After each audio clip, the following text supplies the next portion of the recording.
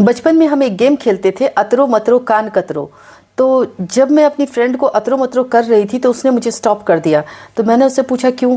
तो बोली अरे हम मुस्लिम हैं तो हमारे पाँव कैसे छुओगी। मुझे बिल्कुल भी समझ में नहीं आया कि वो क्या कहना चाहती है। हमारे पापा जहाँ काम करते थे वहाँ ज़्यादातर स्टाफ मुस्लिम थे, और जब ईद होता था ना तो उनके घर से ढेर सारी सेवइयाँ आती थी और वो लोग क्या क्या बनाते थे, वो सब चीज़ें हमारे घर आती थी। तो हमें अच्छा फील होता था, लगता था कि ये हमारा फेस्टिवल है। और हमारे पड़ोस में हॉस्पिटल हुआ करता था जहाँ 4-5 डॉक्टर थे। उसमें से जो हमारे फैमिली डॉक्टर थे वो मुस्लिम थे, और वो हमारी फैमिली डॉक्टर इसलिए भी थे क्योंकि उनका घर और हमारा घर बहुत क्लोज़ था। और कॉलेज में हमारी एक फ्रेंड हुआ करती थी जिसको मैंने काफ़ी टाइम तक नहीं समझा कि वो मुस्लिम है।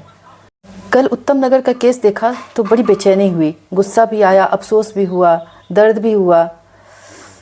लेकिन मुझे ना ये हिंदू मुस्लिम का केस नहीं लगता, क्योंकि ये चीज़ें ना कभी कभी SC ST और जनरल वर्ग में भी हो जाता है और हिंदू हिंदू में भी हो जाता है।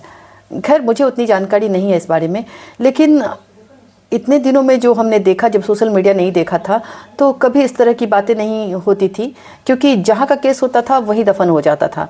और आजकल ना मतलब कहीं भी कुछ होता है तो पूरे देश में प्रोटेस्ट होने लगता है।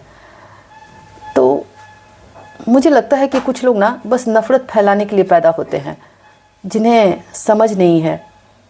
कहते हैं कि एक सड़ी मछली पूरे तालाब को गंदा कर देती है।